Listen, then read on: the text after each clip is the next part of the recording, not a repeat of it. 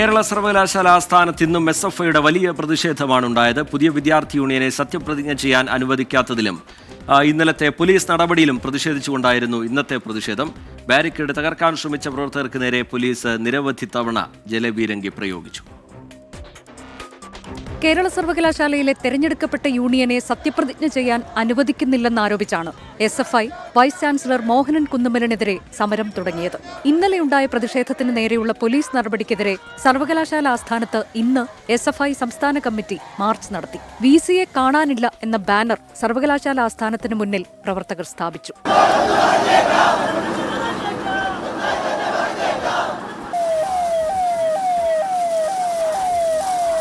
സമരത്തിന് നേരെ നിരവധി തവണ പോലീസ് ജലപീരങ്കി പ്രയോഗിച്ചു. ബാരിക്കേഡ് മറികടക്കാനുള്ള പ്രവർത്തകരുടെ ശ്രമം പലതവണ പോലീസുമായുള്ള വാക്തർക്കത്തിൽ കലാശിച്ചു. ചില പ്രവർത്തകർ ആസ്ഥാനത്തിനകത്ത് പ്രവേശിച്ച് പ്രതിഷേധിച്ചു. സമരം തുടരുമെന്ന് SFI സംസ്ഥാന സെക്രട്ടറി PM ആർഷു.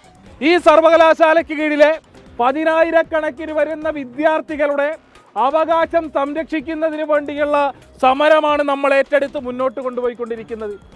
SFI സമരം പ്രഖ്യാപിച്ചതിന് ശേഷം ഇങ്ങോട്ട് ഈ സർവകലാശാലയ്ക്കകത്തേക്ക് കടത്തില്ല എന്ന് ഞങ്ങൾ പറഞ്ഞാൽ കടത്തില്ല എന്നുള്ളത് തന്നെയാണ് അർത്ഥം.